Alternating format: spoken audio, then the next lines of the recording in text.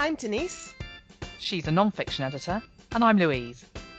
She's a fiction editor, and together we're the Editing Podcast. Hello, and welcome to episode 10 of the Editing Podcast. So this week, we're going to talk about how to actually find an editor if you decide you want professional help. And we're going to assume that you've already decided what type of help you want, whether that's a critique or developmental editing or sentence level help like copy and line editing or pre-publication assistance with proofreading. And if you're still not sure, have a listen to episodes 1 and 5. In episode 1, we talk about the different levels of editing. And in number 5, we chat about genre and subject specialisms. Mm-hmm. So anyway, there are two parts to the process of finding an editor. First is the initial search, and then comes the refinement process. Yeah, I think it makes absolute sense to break it down like that. So let's take a look at the options for that initial search. And I think your National Editorial Society is a great place to start because most have membership directories and those are a lot smaller and easier to navigate than Google or some other search engine. And that means you can concentrate your search. Yeah, and you can often search on keywords too. So let's imagine you're a crime writer looking for a proofreader. You'll be able to narrow your search to people who have experience of proofreading specifically crime fiction. Or if you were writing an academic history book, you could find editors who had experience of that. That's right, yeah. And some professional associations, like the Society for Editors and Proofreaders, for example, won't actually allow a member to advertise unless they've met certain criteria, such as training or providing references from publishers. And the editor might also have to have completed, say, for example, 1,000 hours of work or passed an editorial test. Yeah, I think that's really important actually, because it means writers can feel confident knowing that they're engaging with editors who are fit for purpose. Because it's not like being a doctor, is it? Anyone can set up and call themselves a professional editor. And it's really difficult for writers to work out who's genuine. And the other thing is that society might have a code of practice that every member has to sign up for. So the SFEP does, doesn't it? So that's worth looking out for too, because it offers protection. That's a really good point.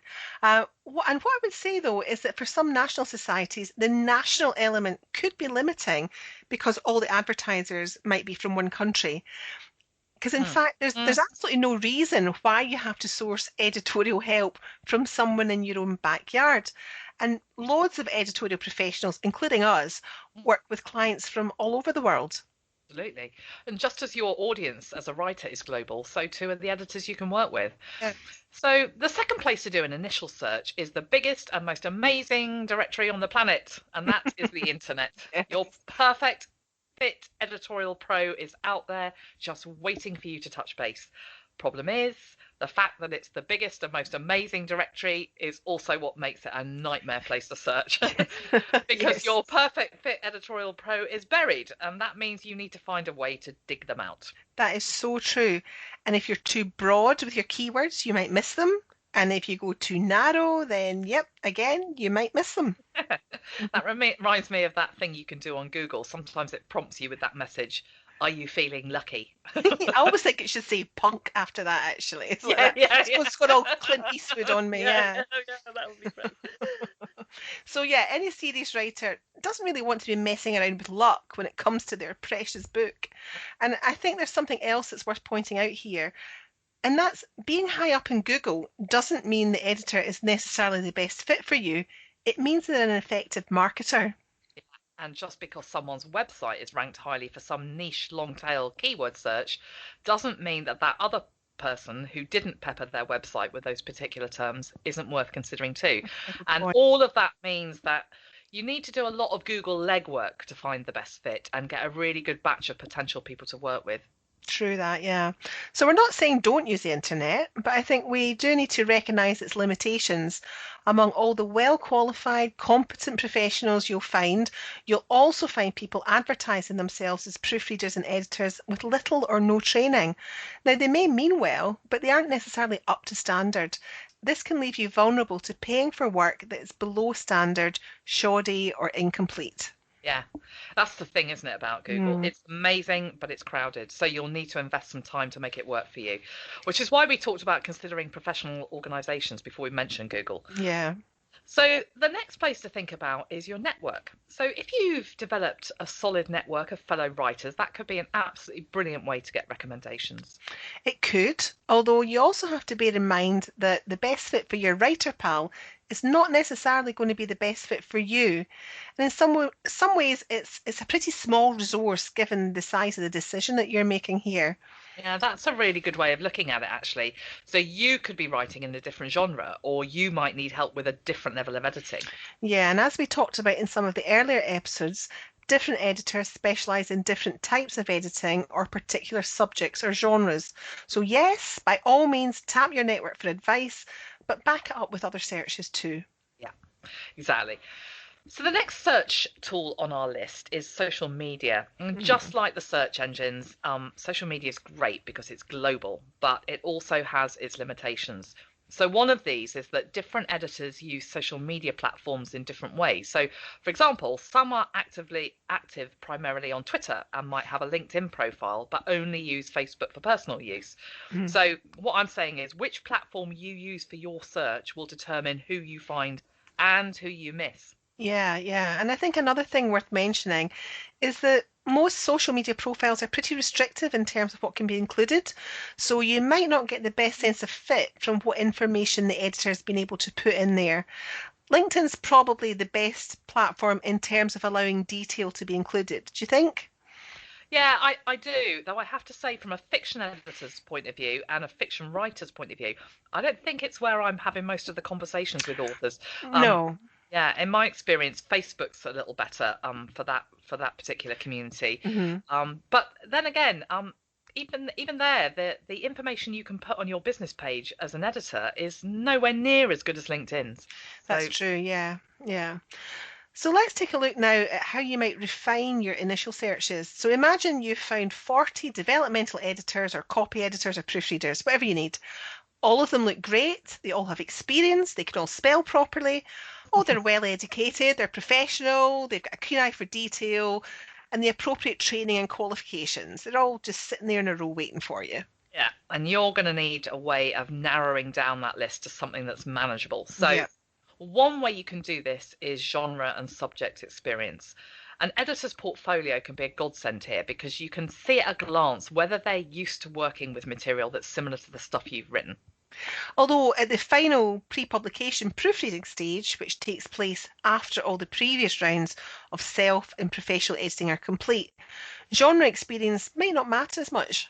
Yeah, that's true. And as long as the copy editing, line editing, or developmental editing work has been done. And I Mm. think that at those stages, genre experience can really help. I've noticed in my own work, for example, that something like crime fiction requires quite a different touch to historical romance. Things like the style of writing, the way characters talk, the length of sentences, even the way punctuation's used, can often be very different across genres. Yeah, yeah, and that can be the same to a degree with non-fiction. So I've edited business books that are aimed at the layperson that have a very different feel to them compared to the more highbrow academic stuff. So choosing an editor with the experience of your material can really help. Now, there's more to an editor than their portfolio, so we're not saying it should be the only thing you use to make your decision, but it should give you a feel for who's used to working with writing like yours. And I don't know about you, Louise, but I think one of the best ways of refining a search is via samples. I couldn't agree more. Yeah, so a sample will allow you to see who gets your writing. A lot of editing is subjective, and you might find that five editors all spot the same typos and grammar errors, but they handle the overwriting or recasting rather differently. That's right. And that's where it comes down not so much to right or wrong, but rather about emotional responsiveness. And this is something that fiction editors talk about quite a lot, but I think it applies just as much to non-fiction. I know you've talked about this before, this especially with regard to um, uh, evocative or creative non-fiction. Yeah, absolutely. I mean, even if it's non-fiction, you're still telling somebody's story, and particularly with things like memoirs or, as you say, creative non-fiction, you want to really feel in tune with the author's voice and make sure that when you're doing your editing, you're not cutting that out of it. So it really is an important fit to find the right editor who really is tuned into your writing. And so a third thing to consider at that stage then for that refinement process is testimonials and endorsements. In other words, what other writers say about an editor. So take a look at an editor's testimonials. Have other writers been prepared to publicly endorse them? Mhm. Have mainstream publishers stuck their necks out and praised their work? Yeah, it's a good way of checking things, but testimonials aren't a foolproof way of determining excellence because, again, just like with portfolios, it's more that they give you a glimpse of what the editors have done, who they've worked with, and the impressions that they've made. It really is, again, just one way among several of evaluating what's on offer. Yeah, it's a toolbox, isn't it? I think that's a really Yeah. good way of thinking of it. Yeah. So let's summarize. Do your initial searches using national editorial societies, the search engines, social media, and your network. And then refine your search using tools like genre and subject portfolios, sample edits, and endorsements. So now it's time for Editing Bites, our weekly feature where we recommend a tool or resource to help you on your writing journey. So, Denise, what have you got for us this week? Well, this week I'm recommending the Writers and Artists Yearbook. Now, most people think of this as a list of publishers and agents, but it's so much more than a contacts list. It's stuffed full of useful articles across all genres, and it really is an amazing resource for any aspiring writer. The 2019 edition is available now, and the foreword is by Joanne Harris. That's brilliant. Yeah. So I'm going to recommend the Alliance for Independent Authors. They have a partner member directory, actually, where editors and other publishing professionals advertise. So that might be a useful tool for you if you want to enter that toolbox of searching for an editor. But what I love more than anything about Ally is their vision for self-publishers and all the free advice and networking opportunities that there are to help indie authors keep control of the entire publishing process. And Denise and I have we've done a couple of roundtable discussions, haven't we, as part of their annual online conference? Yeah, and they were really good fun. They were really good fun. Yeah. So we'll make sure the videos for those are linked to in the show notes as well. That's a great resource to end with. So that's it for this week. Thank you so much for listening to the Editing Podcast. You can rate, review, and subscribe to us via your podcatcher. And don't forget to tell your friends, your writer friends, your editor friends, your business friends, basically anyone who writes. And if you have any questions, please do get in touch with us via the Editing Podcast Facebook page. If you ask us a question, we will answer. That's a promise. Don't forget, all the links we've mentioned are in the show notes. Thanks for listening. Bye!